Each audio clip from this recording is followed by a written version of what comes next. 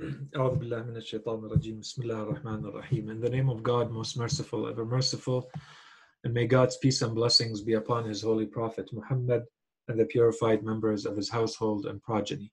Allahumma salli ala Muhammad wa ali Muhammad wa ajil farajahum. Brothers, sisters, and respected viewers in general, Assalamu alaikum wa rahmatullahi wa barakatuh. And welcome to this third installment of our series on the big topic or the big theme of the afterlife. So what happens to us from the moment of death and onwards. Until now we have covered two of the lessons in our curriculum. The first one really had to do with trying to understand the importance of the topic, the relevance of the topic for our, say, even daily lives, and the manner in which in the worldview that we have, depending on how a human being is going to view the, the topic of afterlife, what happens to a human being after they die. This is going to be what will direct and orient all of their actions and give meaning to everything you decide to do or not to do in life in general. And all of this will depend on the answers that you're going to try to give yourself to the big questions related to death and afterwards. What is there a life after death, and what type of relationship exists between this world and the next world, and so on and so forth. And so in the last time that we met, the topic really had to do with beginning to try to understand the soul. And as we said, depending on our understanding of the soul, the relationship, first of all, whether it exists or not, and then the relationship between the soul and the body, you are going to have a very different understanding of the afterlife. So the topic of the soul becomes very important, and that's why in this case, in this specific curriculum, the author has decided to actually begin the discussion on the afterlife. Once that he's established the importance of the topic, he began the discussion with the topic of the soul. And if you remember in the first part of the series, we said, there's a number of topics that we're going to go through. And one of them is the soul. At times, in different, depending on the curriculum, depending on the book that you're following, the soul is always discussed, but at times it's discussed at the end or somewhere in the middle. In this case, the author decided to begin with it. And it's a smart and logical move on his part, because if this part is not well established yet, it's going to be very problematic to continue with the other topics. So as we said, it was a first initial discussion surrounding the soul that we had. And today, inshallah, it's going to be the second part of that discussion and the last part of that discussion related to the soul. For the rest of the series, we're going to need what we're saying here, and we are going to talk about the soul here and there, but not directly in the manner in which we're doing right now. So this lesson is actually called the immateriality of the soul, or the non-materiality of the soul. But as you probably noticed, the first time we talked about the soul as well as the last time, it really had to do with the immateriality of the soul as well. So the topic was introduced, and a first argument was presented for the immateriality of the soul, and today we are going to build on that and continue with that, inshallah. So the manner in which the lesson is constructed is that following a quick introduction in which the author basically reminds us what we've covered until now, because he needs to build on it, we jump into the arguments for establishing the existence and the independence of a soul, and a soul being an immaterial, I'm going to call it for now, and the immaterial part of our being. But that said, we're going to see that this is not the most accurate description that we can give to the soul. And then, so once he presents some of the rational arguments that we have for the immateriality of the soul, then he moves on to provide what we can refer to as the scriptural evidence, or some proofs and evidence from the Holy Qur'an here and there to show that what we're saying here actually has been supported fully by the Holy Qur'an that establishes those same truths. But in this case, now we're talking about it from a more scriptural sense. So not necessarily just relying on reason and philosophy sake. So in terms of an introduction, we began this series by saying that if your understanding of the soul is going to be in one way or another, it may severely impact the way you understand the afterlife. In fact, in certain variants or in certain interpretations of the soul, you may end up not being able to even have an afterlife. So it depends on what you're going to answer to the questions related to the soul, your understanding of the afterlife, the type of relationship you're going to have with your future self, the self of yourself that is going to exist after you die. A lot of this is going to depend on what type of soul do you imagine having. So hence the importance of this topic, and why the author tells us that we need to spend a little bit of time understanding the reality of the soul, our relationship to the soul, our, again, I'm using very loosely the language here, because as we will see, the soul is in fact us, and us, we are the soul. But let's say our relationship to the soul, because we sometimes get confused, it becomes ambiguous, because the one that we see, the part of ourselves that we see, is this body. And because of that, we kind of forget about the soul, we neglect it, or we view it as something secondary, or maybe even equal to the body. And we'll see that it's more important than that.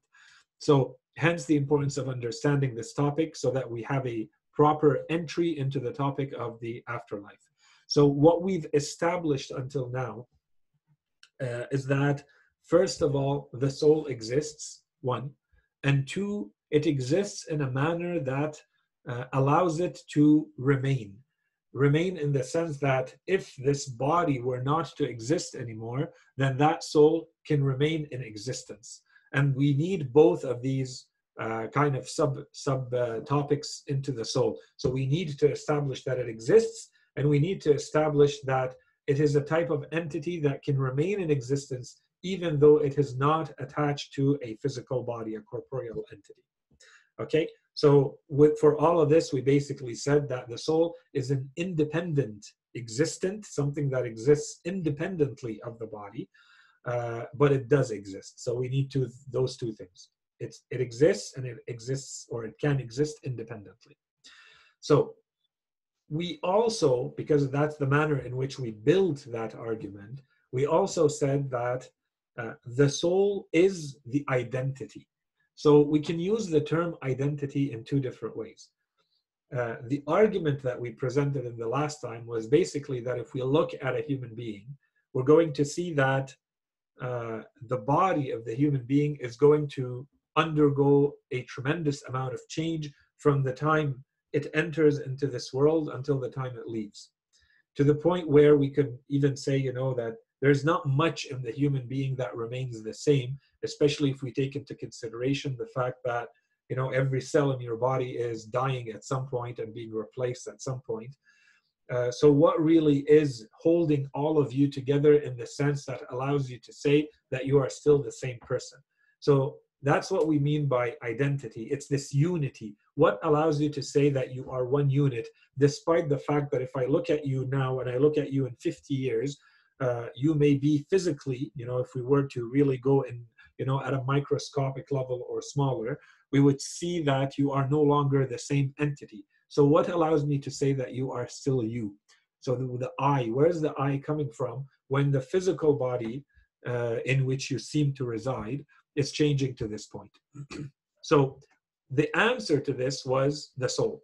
That's what allows you to say that there's an identity. And of course, we said, and the author was right in this, that if you want to take a more positivist or a more materialist perspective to try to answer this question, then there is no real answer.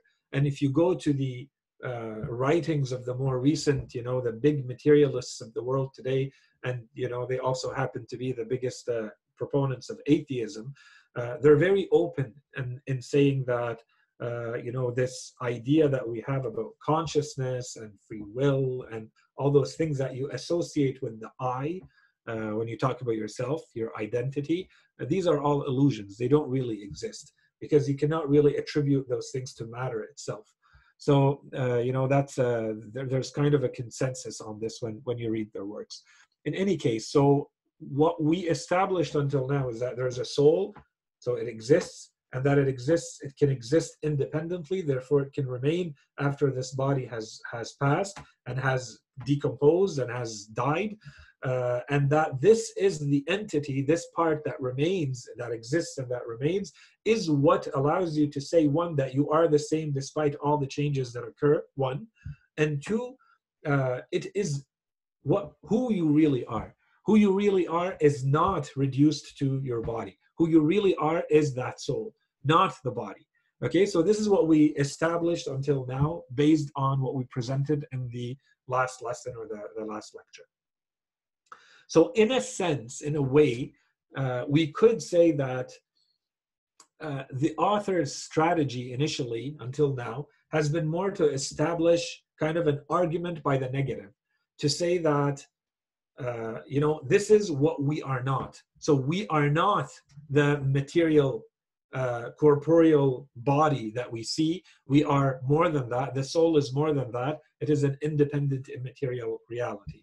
So, just to understand kind of what we're trying to do in terms of the argumentation, another way to view it is to simply say that he presented one argument until now, one big argument, and that today we are going to try to establish this much further by presenting more arguments to clearly establish that the soul is actually an immaterial entity that exists and that can remain in existence even after this body has decomposed. And this will be done through two main means, which is one side, the rational discourse and the rational arguments for this, and on the other side, the scriptural. And here the author is simply going to look at a few verses of the Holy Qur'an. There are many, many others that we could have looked at that also refer to the soul directly or indirectly, but from which we can also conclude that there's definitely a soul that exists. And so the author doesn't do that. And we also are not going to be looking at the entire corpus of hadith, the narrations from the Holy Prophet and Ahlul Bayt alayhim as-salam about this topic. Otherwise, it would take many more lectures, but needless to say, there is a lot of hadith that can be referred to here, and that will definitely enrich this topic if we wanted to look at them. So, I encourage you to look into those. So if we begin with trying to look at the soul from a rational point of view, I think we began to talk about this a little bit the last time we met, and we said that this is a topic that has been discussed and researched extensively in Islamic theology and Islamic philosophy. And so anyone who wants to go back and look at the works, there is a lot that can be covered. And there are many, many points of view, many, many theories that have been presented. What we're presenting here today, I hope to present it in the most, let's call it generic way, so that the person who's receiving it can say, I have kind of like a good appreciation of the classic presentation. But once you go into the details, you'll see that there are different points of view, that there's different philosophies, and obviously each one of them is going to lead you into a slight variation of what we're presenting today in terms of the type of argumentation that you have. So putting all of that aside, again, as a reminder, we're just presenting this as an introductory level so that we know what's out there and we have the basic arguments that we need at the level of an introductory course to Islamic beliefs. Otherwise, the details are to be found in more advanced works. So, the argument. Before we jump into the argument, the author tells us, look at yourself. Look at what you consider to be yourself and start looking at, for instance, your body. If you look at your skin, if you touch yourself, let's say you touch the, you feel the bones, the joints, you feel the muscles, you feel the tissue, you feel the hair, you see yourself. This is one way to view yourself, to experience yourself. And then there's another way to experience yourself, which is when you think about who you are, when you think about that, the fact that, do you exist? Do you feel yourself existing or not? Do you feel that you are aware or not? Do you feel that you go through certain, here I refer to them as kind of psychological states? Do you recognize that you have an I? When you say I, you know what you're talking about. Do you feel the existence of that thing? Do you feel yourself, do you experience yourself thinking, doubting, questioning, feeling anger, feeling sad, feeling tired? When you go through these states, as you experience them, the author tells us there's going to be a difference between that experience and your experience of, say, when you look at yourself, or when you, let's say you touch your skin, or you feel the texture of your skin or your hair, or, when you have a bodily experience of yourself. And the big difference here is obviously that in one case, the manner in which you understand and view yourself is going through the intermediary of your body. Your body itself is a medium through which you're experiencing your body.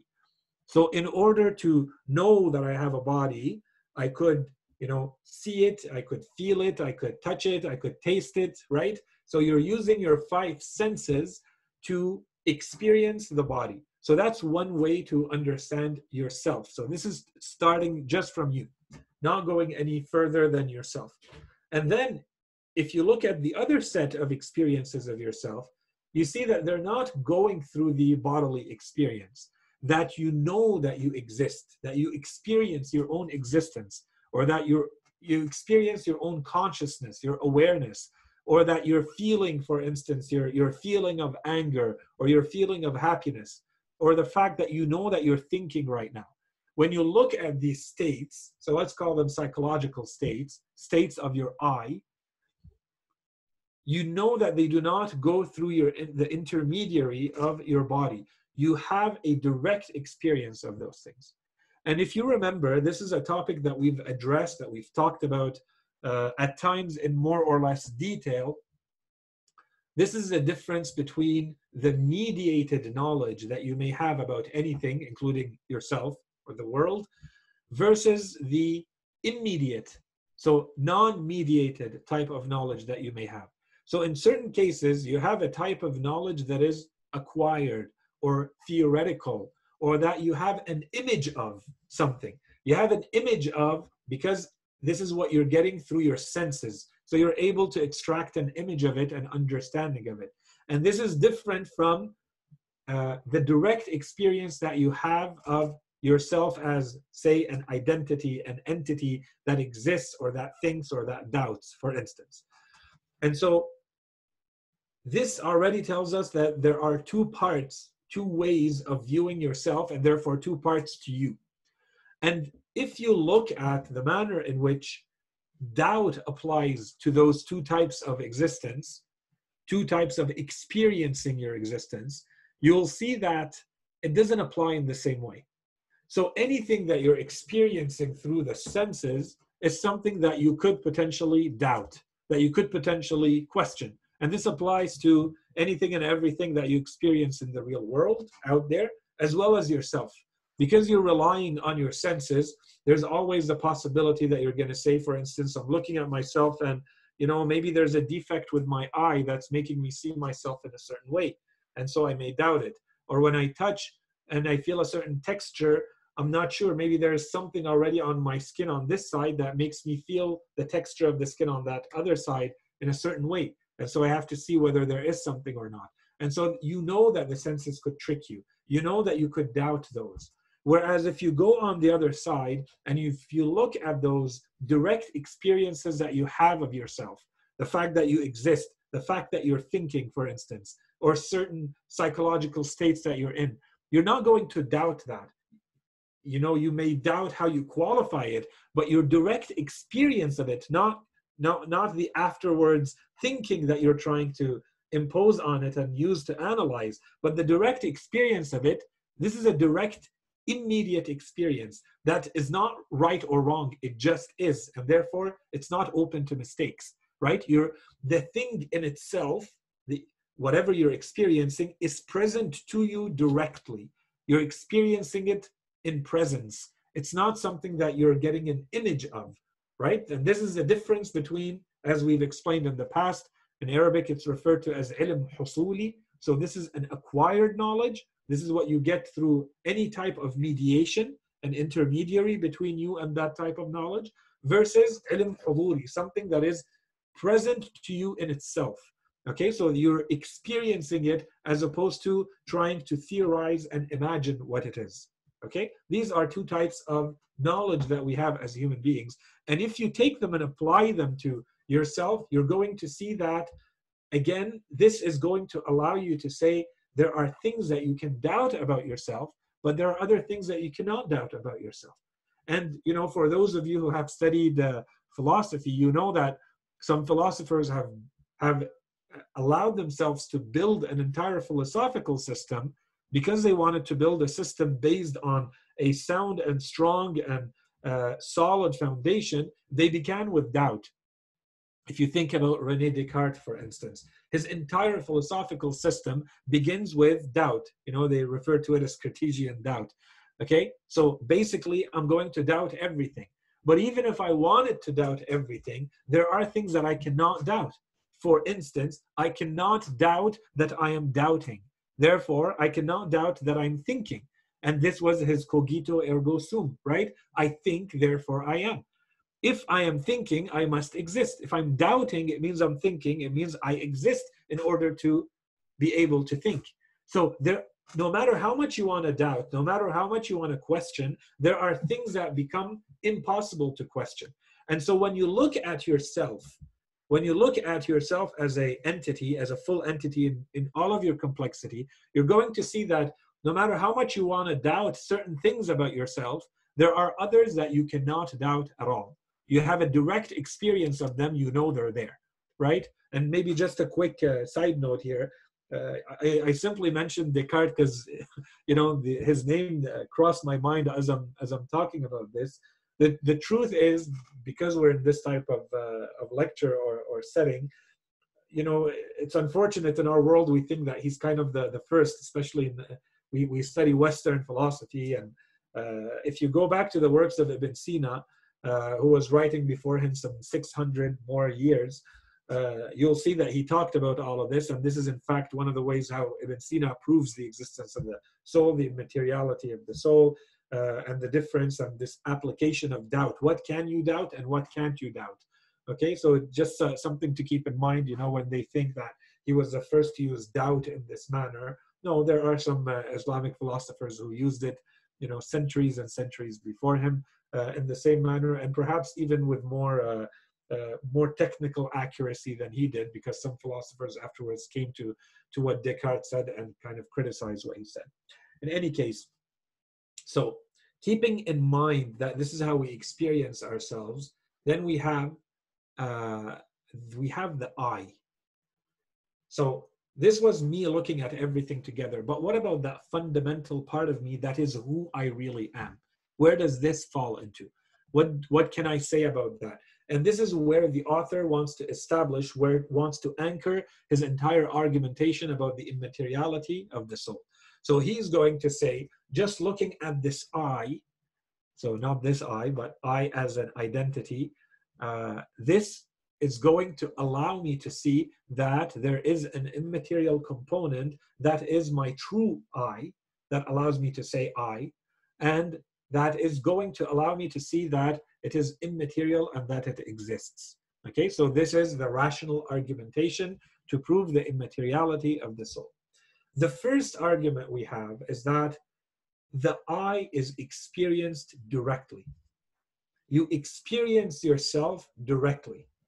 You experience your body through the intermediary of your body.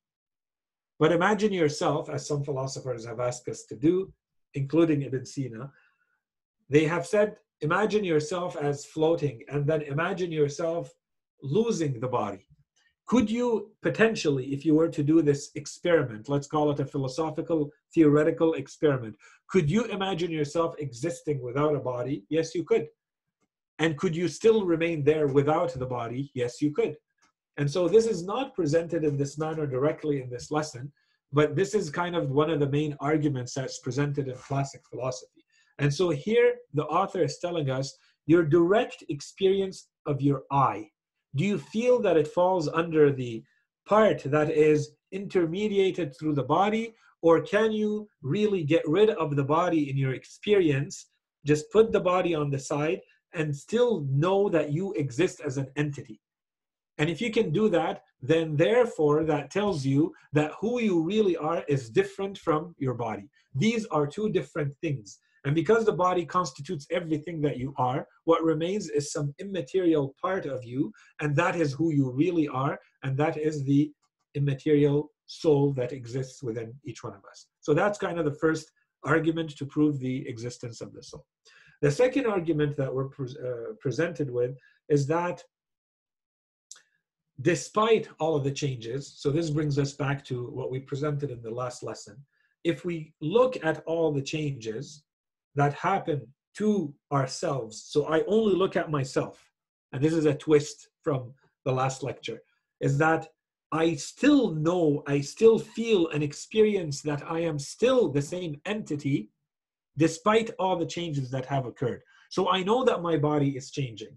In fact, I could maybe feel the same, but when I look at an image, let's say, 50 years before, and I see, for instance, that I had a lot more hair, or that I looked different, I have a lot more white beard, for instance, whatever it may be, the changes that have occurred, I feel that I'm still the same entity. When I look at myself, I may feel that I'm very, very different. The physical body has changed, but my direct experience tells me that I am still the same entity. So this is the part that we're adding. So last time we were only concentrating on what allows you to say that a certain entity, a certain being is the same. Here we're talking about your direct experience of yourself despite all the changes that are noticeable physically. And you knowing by experience, by direct experience, in an immediate way, without intermediary, that you are still the same entity. Okay, so as opposed to the parts of your body that are changing. And so this becomes a second argument to prove the immateriality of the soul. The third argument, and this one, we're not going to spend a lot of time on it, but this is it's kind of the type of argument that is simple. It's powerful but very simple, and so you have to understand it. If you talk about immaterial entities, they are not divisible. You can only divide things that are material. Something that is non-material cannot be divided. And so if you look at yourself, if you look at your eye, the eye could never be divided. And this becomes a very, very important topic. This is something that we discussed very, very quickly when we were talking about Tawheed, and we were talking about the difference between things that are material and things that are not.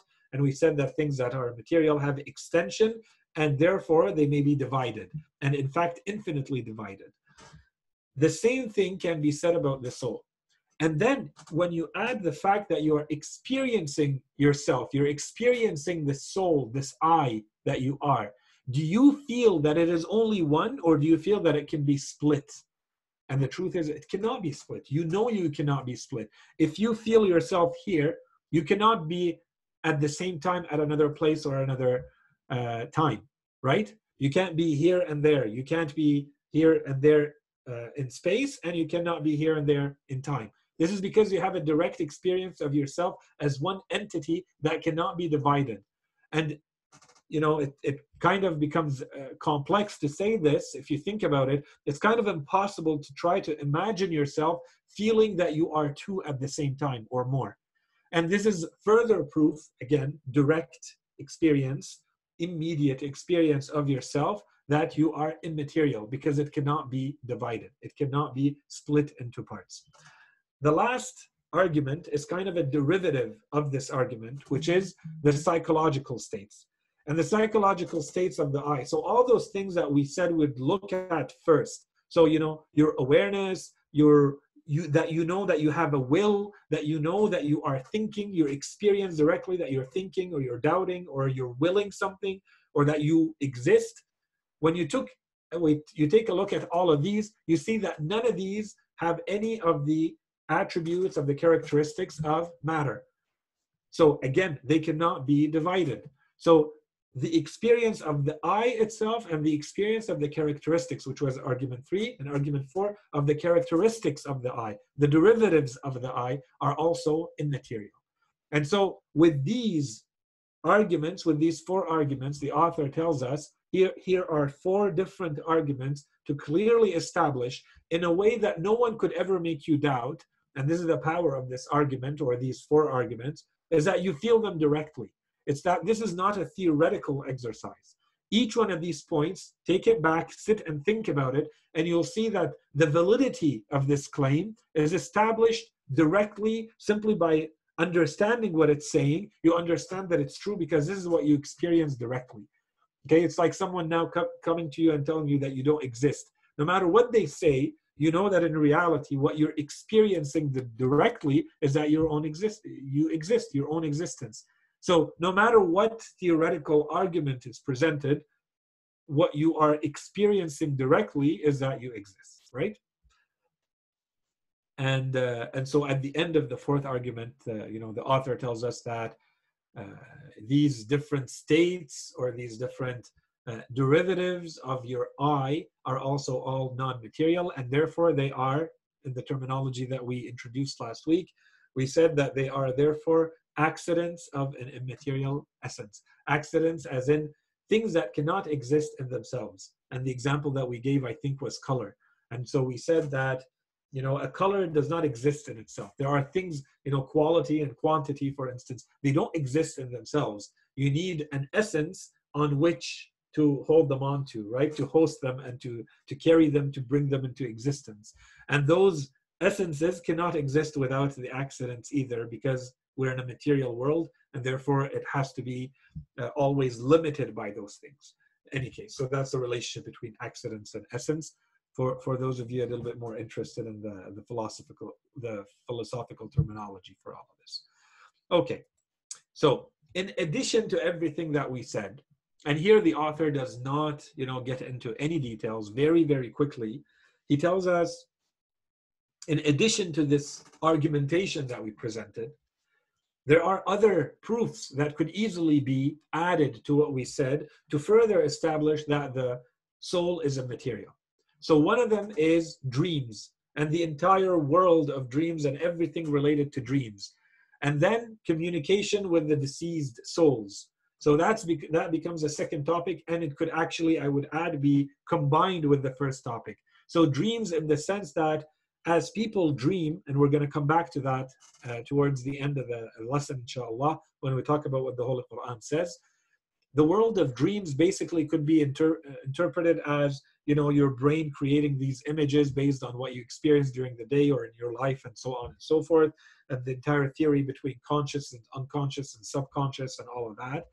Or you could also say that you are actually experiencing things because your soul has access to another world as you are asleep.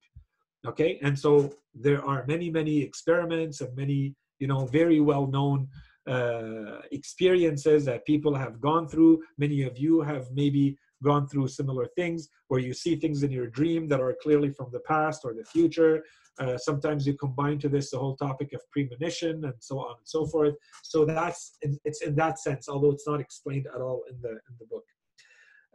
The second, as we said, is what he refers to as communicating with the souls of those who are deceased. And again, here, it could be the saints, it could be the imams, it could be just normal entities, normal people that we have come across. There could be family members. Countless stories are told about people who, someone who is deceased, they come and they visit people who are still in this world. They tell them what has happened, or they need things from them, and so on and so forth. And this exists in every culture and every time of humanity, this has happened and will continue to happen. Okay, so these are indications that there might be something different than the body that exists in the human being that is not material and that can continue to exist even though the body no longer exists. A third argument that can be added to here is that what some of the saints can actually accomplish. And these, if you remember, we talked about this, we called them karamat. So these are the things that people who, purify themselves and work spiritually on themselves may sometimes accomplish, may be able to do, where you clearly see that what they are doing cannot be explained simply by their physical body. There is something else at play that is allowing them to do the things that they are doing. And to this, we could easily add anything that actually falls. The author simply mentions, people who practice certain things. And so I refer to them as yogis, for instance. But the truth is, there's a whole field right now, parapsychology, that is dedicated to trying to understand this mind over body phenomenon. And it can be things that we may consider extremely, scientific and material, but the truth is it's still a mind over body thing. So those who are studying, let's say, neuroplasticity and the ability of the brain to regenerate itself, and in those cases, in a lot of those cases, it's actually a mind over body exercise, so that you're forcing. So what is forcing the brain? What is this mind? So this is the mind over matter, mind over the brain, that you're forcing the brain to do certain things. It's not itself forcing itself to do those things. There's something from the outside trying to make it do certain things, right? So this is anything that falls under the mind over matter. If you do a certain, extensive study, and so this is just me adding to this, if you want to study the placebo effects. So the placebo effect cannot really be understood with a purely materialistic understanding of the brain. Okay, if you think that something is going to work, it's enough to actually make it work. Or you think that it's not going to work, then it's not going to work. And the nocebo effect, which is the opposite. Okay, hypnosis. So the ability to hypnotize, to suggest to someone to the point where they are hypnotized. If you study, for instance, the entire field related to near-death experiences, and if you study the entire field related to mystical experiences, so these are three terms that are used sometimes interchangeably. There's spiritual experience, there's religious experience, and there's mystical experience. Let's just lump them up together. So all of these topics and subtopics and fields of research can further add evidence that there is definitely an immaterial soul. There's definitely a mind over body, or mind over matter, or mind over brain dynamic going on, taking place within us, and that we could, if we wanted to, and if we understand it better, we could definitely leverage it better in our lives. Okay, so this is kind of that whole field. Now, so this is the more rational discussion related to the field and the arguments related to establishing the immateriality of the soul based on logic and based on your reasoning, human reasoning. Now, if we go to the Holy Qur'an and we want to compare and we want to see what the Holy Qur'an says about this topic, so there are a lot of verses, and we could lump them together in two big categories. There are verses of the Holy Qur'an, which we're not doing here, but someone could do that. You could go through the verses of the Qur'an and find all the ones that directly talk about human beings having a soul, and then looking at the characteristics of that soul as they are described in those verses of the Qur'an. And those verses are explicit. They're very open. No matter how you interpret them, they're very clear that there is a soul, that it's immaterial, and that this is who you really are. Okay? So, and then you have other verses of the Qur'an that may not necessarily be talking about the soul as the main topic. They're not, the topic of discussion in that soul is not, of that verse is not necessarily the soul. But for that, when you understand what the verse is saying, you clearly need a soul for that verse to make sense. And so this is more the indirect verses speaking about the soul. Anyways, this is just something to keep in mind as you go through the verses of the Holy Qur'an. Some of the verses are presented here. So in the next verses, the author tells us that here, notice how the verses of the Qur'an are going to explicitly make it clear that a human being has a soul. And in a lot of these verses, you will notice that Allah subhanahu wa ta'ala attributes the soul to himself as though it is his soul, right? And this is a big topic that again we don't have time to get into. Why does Allah subhanahu wa ta'ala refer certain entities to himself as though they are his? And so if you understand Tawheed and everything we said, then you also understand that basically everything belongs to Allah subhanahu wa ta'ala. And the Holy Qur'an is very clear in this. So why does he add in certain cases that there are many entities? For instance, at some point, the Holy Qur'an talks about Al-Kaaba, for instance, being the house of God, my house. Allah subhanahu wa ta'ala tells Ibrahim alayhi salam and his son, وَطَهِّرَ بَيْتِي. So when Ibrahim alayhi salam is supposed to purify this house as being the Kaaba, why does Allah subhanahu wa ta'ala refer to it as mine? What's the difference between this and something else? How is this more or less God's? So, there's a lot of metaphorical ways to talk about this, but the bottom line is Allah subhanahu wa ta'ala in the Holy Qur'an, when it refers something as being to God, it basically wants to highlight the importance, the status, the prestige, the special character of that thing. That Allah subhanahu wa ta'ala wants to make sure you understand that this is something special. This is not just like any other entity that Allah subhanahu wa ta'ala has created. This is something different. It has to bring you back to Allah. It's a stronger sign that points to Allah subhanahu wa ta'ala. And so this is the same thing. The Holy Qur'an refers to certain days as Ayyam Allah, right? Or there are, for instance, certain places, or there are certain people. Kalimatuhu, about Isa alayhi salam, it says that he is his word, the word of Allah subhanahu wa ta'ala, and so on and so forth. So the things that the Holy Qur'an refers to Allah directly, it's to show their prestige, their importance, their status, and to the extent to which they can bring you back to Allah subhanahu wa ta'ala. They're clearer signs maybe than other entities. And so when the Qur'an talks about the soul, your nafs, your ruh, it's talking about something that Allah subhanahu wa ta'ala often refers to himself. So look at these verses of the Qur'an. When Allah subhanahu wa ta'ala talks about his creation, about what he creates, he says, Allah subhanahu wa ta'ala, being who perfected everything he created and began the human's creation from clay.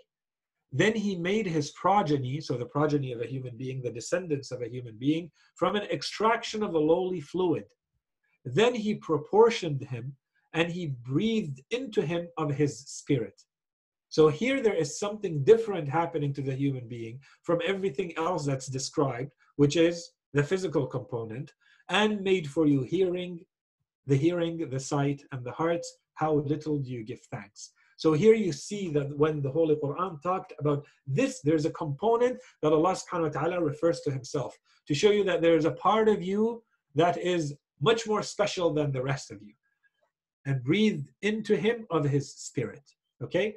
And another verse, and these are two verses of the Quran that say the exact same wording. So when I have proportioned him, so Allah subhanahu wa ta'ala is talking to the angels, asking them to bow down in prostration to Adam alayhi salam once he's been created. He tells them, so when I have proportioned him and breathed into him of my spirit, then fall down in prostration. When was Adam worthy of being an object of prostration for the angels? When that breathing of Allah's spirit into him took place, then that's when he became a full human being. And that's when he became worthy of that act from the angels. So this is who you truly are. As a human being, it's that spirit. It's not the body that is the instrument which is used by the spirit.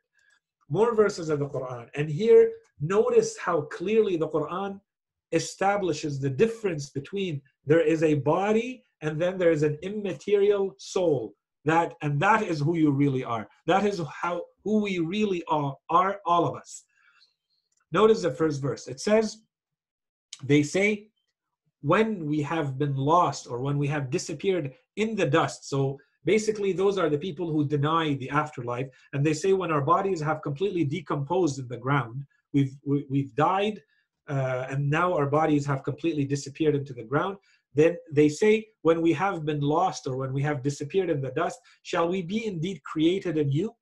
Rather, they disbelieve in the encounter with their Lord. Say, you will be taken back, or you will be reclaimed by the angel of death, the one charged with you. Then you will be brought back to your Lord.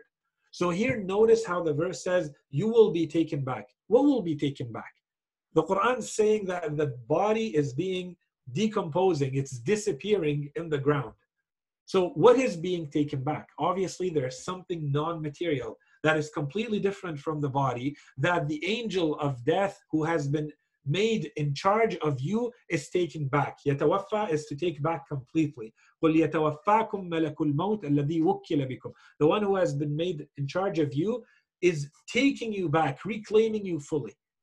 Okay? So again, very clear that there is a part of you that is being taken back, but the Quran doesn't say it's a part of you. It says you are taken back. يَتَوَفَّاكُمْ. All of you is taken back, which means all of you is the immaterial component.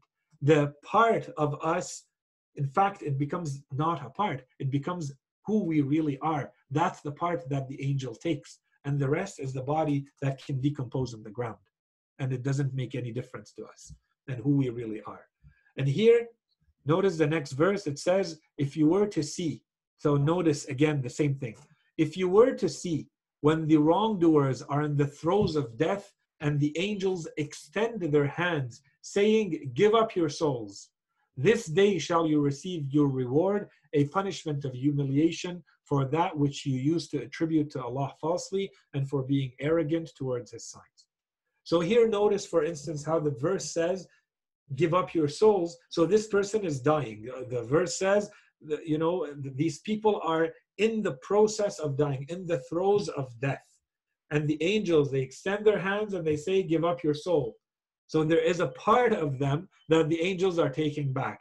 And then right away the angels say, this is the day that you are going to receive the reward of your arrogance, and it's going to be a punishment of humiliation. So despite the fact that the body is dying and dead now, there is going to be something felt by you in terms of a punishment that you will understand as being a punishment, and that you will feel humiliated. You will feel humiliation. Obviously, the body is no longer in the equation, which means that there's something that can feel the punishment and that can feel the humiliation. And this is the part that the angels are saying, give it up. Give up your souls. Take out your own souls, as they're saying in this verse. And then another verse says, and this is there's a couple of verses in the Quran that talk about this. This is the more explicit one. There's another one in Surah Al-An'am, and there are maybe other ones too that can be used for this. But notice this verse. Allah subhanahu wa ta'ala says, Allah takes back or reclaims, Allah takes back the souls at the moment of their death, and those who have not died in their sleep. Now, this is a verse that, unfortunately, a lot of those who have translated this verse, I think they missed the manner in which, and this is an art, this is extremely important when you read the Holy Qur'an, to know how to put the words together to form the full meaning. The verse is saying, Allah yatawaffa al-anfusa hina mawtiha. Okay, so Allah subhanahu wa ta'ala reclaims the souls at the time of their death, and those who have not died, and I've intentionally added a comma here, please notice the comma, and those who have not died in their sleep. So what happens in your sleep? What happens is the same thing. Allah subhanahu wa ta'ala reclaims the soul. So Allah subhanahu wa ta'ala reclaims the soul. Allah yatawaffa al-anfusa hina mawtiha wallati lam tamut fi manamiha. So Allah subhanahu wa ta'ala is taking back your soul when you die and when you go to sleep. Very clear. The verse is explicit. It doesn't need a lot of complex interpretation. And then the verse tells us what happens from that point on. You go to sleep or you die. Both cases, Allah subhanahu wa ta'ala is reclaiming the soul. And then it says, then He retains those for whom He has ordained death. So in the cases in which Allah subhanahu wa ta'ala has decreed that this person dies, Allah subhanahu wa ta'ala holds that soul. So in both cases, He took the soul back. But if the person has died, or Allah subhanahu wa ta'ala has decreed that this person dies, He just holds that soul back. As for the others, Allah subhanahu wa ta'ala releases that soul so that it goes back. And that's why the verse says, so then He retains those for whom He has ordained death, and releases the others until a specified time. So basically, whenever he wishes and decrees that that person's time of death will come, that's when he will hold back that soul. Until then, he will release it every time this person goes to sleep. He'll take it and release it. This gives us a completely different understanding of what sleep is, right? And this is why, notice how the verse says, there are indeed signs in that for a people who reflect.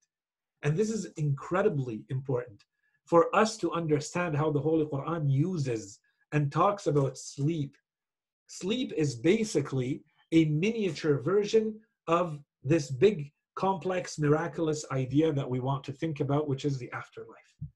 Allah subhanahu wa ta'ala basically tells us, if you look at the world in which you live, if you look at this world all around you, this phenomenon of death and rebirth is taking place all the time, so that this may become a sign for you to understand how easy this is for Allah subhanahu wa ta'ala, that if we tell you you're going to die and then you are going to come back to life in the afterlife and the hereafter, that there is an akhirah, there is a qiyamah, there is a judgment, and do not consider this something far-fetched or difficult to understand. You should be experiencing this all around you. And the verses of the Quran that insist, for instance, about looking at, earth, looking at the barren land at the time when, let's say, it's dry, there is no rain, there is no water, and you see that everything is dead, and then Allah subhanahu wa ta'ala says, and he will bring the water to it, and suddenly you have a lush vegetation, that you have these plants that come to life, and there's water, and then the animals come. It's as if it came back to life. And then you wait for the cycle to happen again, and it dies again. Well, when you notice this, don't you see that this is a cycle of life and death, and that the cycle of life and death is supposed to be a miniature version of what we are presenting to you, this teaching about the afterlife? And then you don't even need to look that far out. Look at yourselves. You are actually dying every day, every single day. Every time you go to sleep, Allah subhanahu wa ta'ala is taking your soul back. And then he allows it to come back because he has not prescribed that this is your time of death yet. So in other words, if you understand what sleep is, on one side, it allows us to really appreciate the miraculousness and how the sleep itself is a door that opens to a completely hidden, unseen world. That's one. And on the other side, from a more akhlaqi, more spiritual perspective, remember that every time you're closing your eyes, you are actually dying. And that the final time that you will close your eyes and the final time that you will take a breath in this world is no different than every time you go to sleep. There's no difference here. The only difference is in one case, Allah subhanahu wa ta'ala is allowing the body, the soul to come back to the body. And in another case, he is not. He is holding it back. That's what Surah Az-Zumar is saying here, 39:42. That's exactly what it's saying. And there are many other verses in the Quran that talk about this. And this is one way to understand why the Quran insists and repeats always that sleep itself is a miracle. It's a sign pointing to Allah subhanahu wa ta'ala. So what's so special about sleep?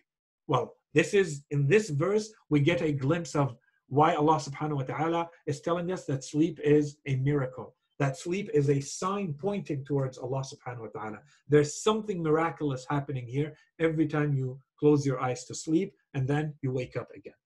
Okay, so keeping all of this in mind, the conclusion for this lesson is that, first of all, I think inshallah it has become clear that there is a part of us, that there is a component in a human being that we can refer to as a soul that exists, one. And two, that this existence can also be independent of the body. Which means that even if the body were to die, that thing, that entity, can remain in existence. So one, it exists. Two, it can exist independently of the body. And three, that the identity of you as a human being, what brings you all together in all of your complexity, in all of your plurality, in all of your differences, what puts all of this together into one I, and what says about you who you really are, is that entity. It is not your body. it is that immaterial component that we refer to as the soul, that the verses of the Holy Qur'an say that this is what the angel of death is going to take back, to reclaim. This is what Allah subhanahu wa ta'ala reclaims. That's who you really are, not this body. This body is the instrument that is given to you so that you can interact in this world with this world. Okay? And so I think with this, inshallah, that this is generally speaking, a satisfactory, I'm not going to say it's an exhaustive, but it's a satisfactory presentation of the topic of the soul. And with this, inshallah, we are going to be ready to jump into, inshallah, the next time we meet, to jump into the topic of the afterlife or the hereafter, and start to establish the evidence for why do we say that there needs to be an afterlife. Okay, and there are a number of proofs or arguments that we will be presenting then. With this, I'll stop here for today's lesson. There is a question that I think we have a little bit of time, so I'm going to take that question. Okay, so there's a second question. Let me look at the second question quickly.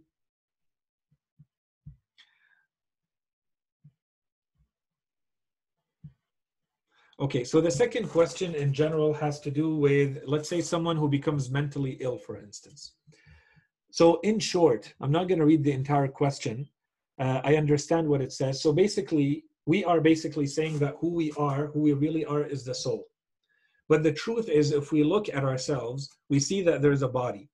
And we can definitely feel and see that depending on the body you're in, depending on the faculties, the corporeal, material faculties of that body, you are not going to be the same person. And you're not going to perform in the same way. And in certain cases, let's say you become ill or you have an accident and something happens and you're no longer able to think and so on and so forth.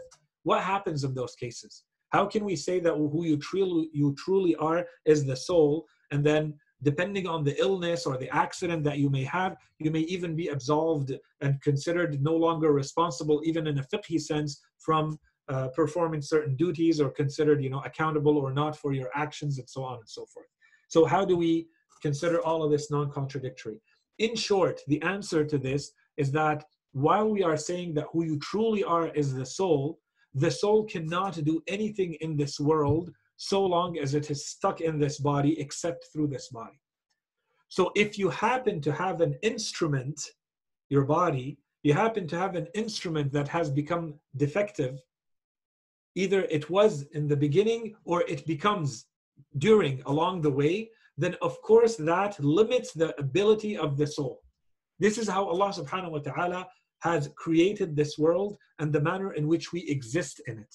And this is a very, very big topic that I cannot get into in detail right now, but basically it's the idea that when we enter into this world, our souls are like basically the other side of the coin. So imagine a coin, one side being your physical body, the other side being your soul. Both need each other. But it doesn't mean that who you are is the physical component. In order for the soul to progress and to mature and to evolve and to move towards its perfection, or to complete itself and grow and develop, it requires the development of the body. And that's why we are told not to eat certain things and not to do certain things, although they may look like they're purely physical things. But those physical things have an impact on who you are. Islam will tell you how to sleep and when to sleep, because it impacts how your body behaves, and your soul needs this body to interact with this world. It's basically handicapped without this body. And so if you do anything to harm this body, then you are now stuck with a body that is no longer able to perform everything that it can or it could, had it been in if that soul had been in a body that was fully able or more able than another. So of course, we are not neglecting at all that there's a physical component, and that this is the instrument through which the soul interacts with this world. And in fact, it requires it for its own development. And if you have a defect, let's say with the brain, or an illness that occurs, or an accident that takes place, then suddenly that soul is no longer able to function in this world. That's what, the philosophical theory tells us about the relationship between the body and the soul. So none of this is to say that the body doesn't exist, or that the body means nothing, or that you are only the soul. What we have said is that who you truly are is your soul, but that you are stuck, and we haven't really talked about the body. Inshallah, we're going to come to it when we're going to talk a little bit later. We're going to have a lot of chances to talk about this, inshallah. You are still stuck inside a body, and that body is your only instrument to go through this world, through this life. Okay? That's the first question. The second question is the one that we received, I believe, the last time. And so here the question basically has to do with the topic of reincarnation first. And then in there, there's a link between the topic of al-masakh, as it's referred to in the Holy Qur'an, and whether this is a form of reincarnation or not. So the question says there are some schools of thought that say that certain people were given adab and they were turned into different creatures, such as fish without scales are considered as such. So is this a form of reincarnation? So long story short, I'm going to put all of those schools of thought aside. Allow me to talk a little bit about reincarnation first, and then I'll talk about this topic of masakh. The topic of reincarnation itself has existed for pretty much, I'm not going to say for as long as humanity has existed, but it could be argued that it has. So it's basically one of the interpretations that humanity has come up with, one of the explanations that human beings have come up with to explain what happens after we die, to explain how the world works, to explain all sorts of things.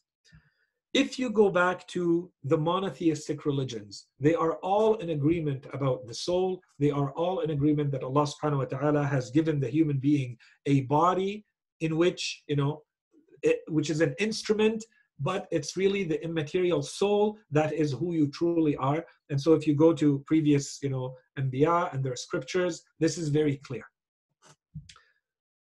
As opposed to this, and of course, inshallah, we're going to establish the proofs, the rational proofs for all of this more than what we have done already. But with what we have already presented, there is enough both rational and scriptural evidence of how the soul works with the body, interacts with the body, that there is an immaterial soul that is associated with one body, and that this relationship ceases at the time of death, and then the soul goes into, basically, we can call it another realm or dimension, awaiting the afterlife. Okay, so that's kind of in general, and we're going to be explaining all of this a lot more soon, inshallah.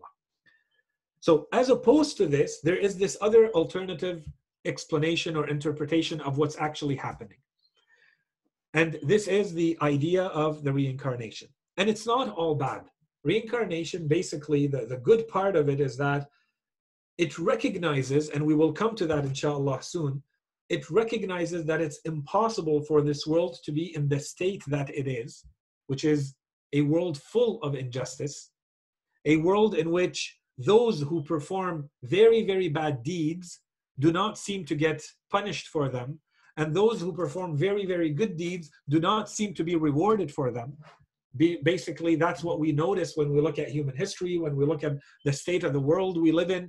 And so if the world is just what we're considering, what we're seeing, and what we're experiencing, then there's something really, really unjust about it.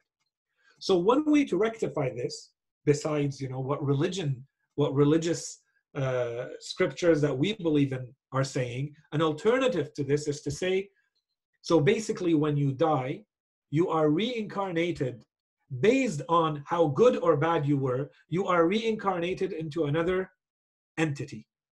And so if you did good, then you are reincarnated into something better. And if you do bad, then you are reincarnated into something of a lower form of life, lower level of life. And here is where, there are differences. So in certain cases and in certain philosophies, they're going to say that this is going to go forever. It just goes on and on and on infinitely like this. In other cases, it says no, that this is only going to continue for as long as all of those entities need to go through this purification process. And the end result in this is that, for instance, they reach this state where they lose their individuality and they are basically reunited with the main soul or the universe or the energy from which they initially came from. Okay, so it's a very pantheistic understanding of reincarnation and the world. So when you look at all of this, this is kind of the idea. This is how reincarnation is presented. So what's the issue with this?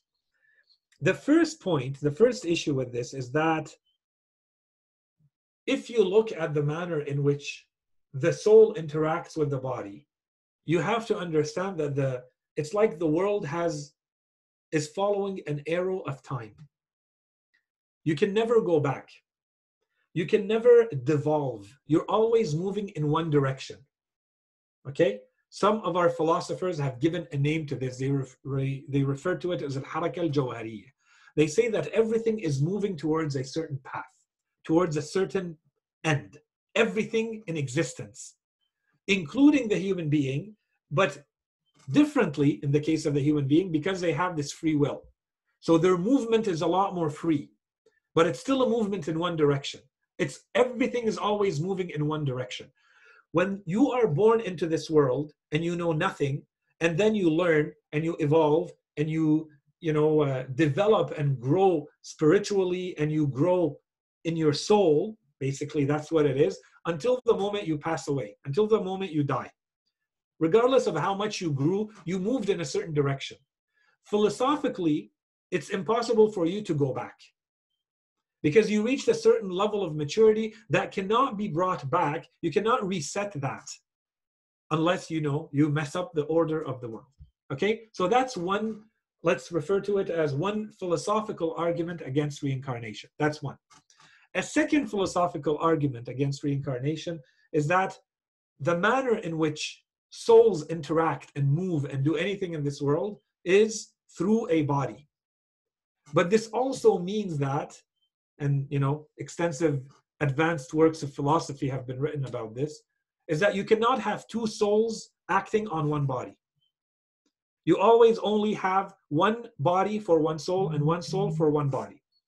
In which case, it means that if you're saying that there is a reincarnation taking place, when that entity, that bodily entity, comes into existence, does it have a soul or not? If it already has a soul, then a second soul cannot come into it. And if it doesn't have a soul, then it was not alive in the first place.